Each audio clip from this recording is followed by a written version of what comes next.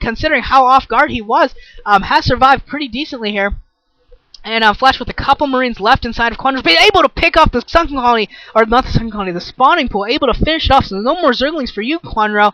And Kwanro is in huge trouble right now, actually countering with some trouble of his own. Both players are doing big-time damage to each other, neither one delivering a death blow per se, but both of them doing big damage to each other. And Flash has scouted out where the third base for Kwanro normally would be, seeing that there's no hatchery there, maybe thinking that this is straight up 3-hatch lurker play and that he's going to have to defend again. We'll see if Flash is able to figure out that there is where the third base is, and it actually looks like he has. He's setting some units straight down there, and Kwanro's setting some units down there as well, going and try and defend it, but I don't know if they're going to be in time. Wow, this is some great play by Flash, able to figure out where this base was. Actually, never mind, there are some lurkers that have been produced. Hopefully they're stop lurkers. They are stop lurkers. Flash is going to be in for a world of hurt. There they go. Almost all the Marines go down to the first blast. So Flash is going to lose all of those units there at the bottom, and Kwanro is going to hold that base. Some great play there by Kwanro. Wow, this is a pretty fantastic game. Some great plays by both these players. Both players still alive. Second factory going down. And wow, looks, jeez, I'm just saying wow a lot, because geez, this is just a very unconventional game, very, very crazy game. Tech switches, hidden tech, and now it's going to be transitioned into a mech build, a biomech or a mech. We'll see how many Marines he continues to produce. Ooh, a nice mine, able to pick off 2 lurkers. That is pretty painful there. 2 lurkers lost to a mine. That is pretty painful, and you wonder why we say that vultures are the most economic unit in the game. One spider mine. The damage that a single spider mine can do can make up for the cost of like 5 vultures. It's absolutely insane.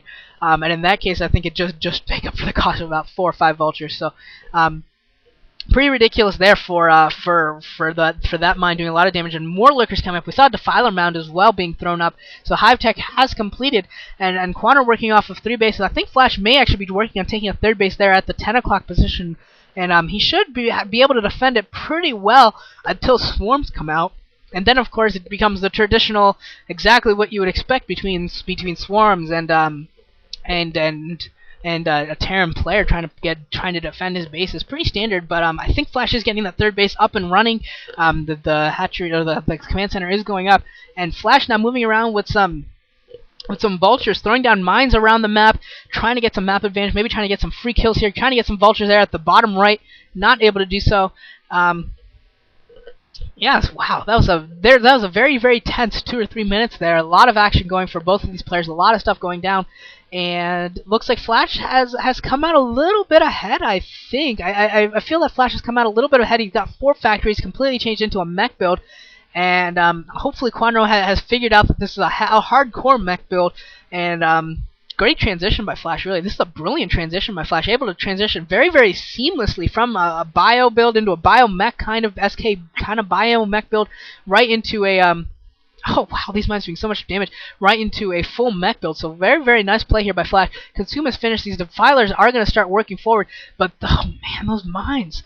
These mines are just doing so much damage, and yeah, he just needs to defuse these as well as he can. Now here comes some more lurkers. Hopefully they don't go down to mines. Well positioned there, able to, oh wow, mine actually taking down one of the tanks as well as a lurker, and it looks like Kwanro is going to take down this base, at least for now. Going to stop mining at this 3rd base, but it looks like Flash is countered by taking down the 4th base of Kwanro. Looks like he's stopping that base from going up. That hatchery is almost done. Kwanro needs to go save that. He really needs to get a 4th base up and running. There's just no way that he can stop this 3rd base from Flash forever. So really needs to try and save that base, and able to get down a swarm now. But that defiler is definitely at risk. He needs some burrow or something for that defiler, or get it under the swarm himself. And I think he's finally put it underneath the swarm to save it. Couple lurkers have gone down a 3rd of Flash, and Flash able to clean it up finally, so he's going to be able to retake that 3rd base.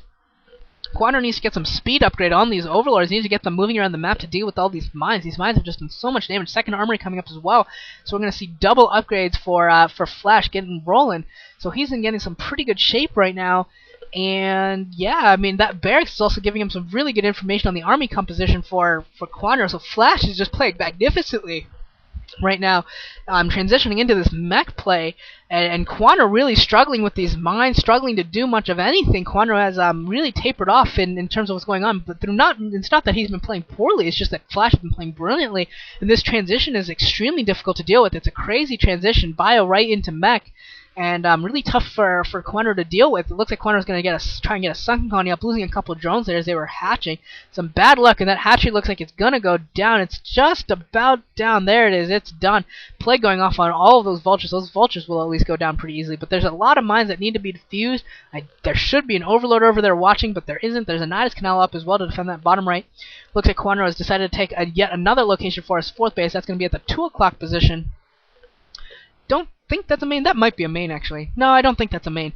No, yeah, that is a main. Yeah, that is another main. So he's going to try and get up to 3 mains. And for those of you who follow some of the more subtle nuances of StarCraft, each of the mains have more mineral patches than any other expansion. So those bases, once you start bracking up all those main bases, you start to get even a little more. It's not just counts as 3 mains doesn't just count as like 3 bases. That's like 3.5 bases, because each of them usually has about 2 mineral patches more.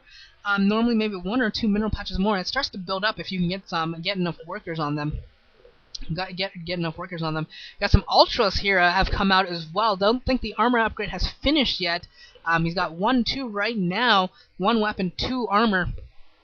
I know I'm kind of an oddball. I'm like one of the only people who put attack ahead of armor, but that's how I always say upgrades. I always put attack ahead of armor. And actually, it looks like he put up a 5th base as well, going at that the inside at the natural expansion of his bottom right hand base. And here come the ultras, have popped out there, not speed upgraded, able to deal with those vultures pretty easily, but they're not speed upgraded yet. So he doesn't really want to take on any of the tank forces, even with Swarm. He doesn't want to take on any tank forces until he gets the speed upgraded and the armor upgrade. There, it does look like he got the armor upgrade, so they are at +4 armor upgrade, +1 weapons, and I think I think he might need 1 more attack upgrade before he gets starts one-hitting Marines. Once ultras start one-hitting Marines, that's when the ultras just become really, really beefy, just start becoming real pain to deal with. And it looks like Flash has noticed his base at the 2 o'clock position. Kwanro needs to run those drones away, either morph them into something or run them through the Nidus Canal.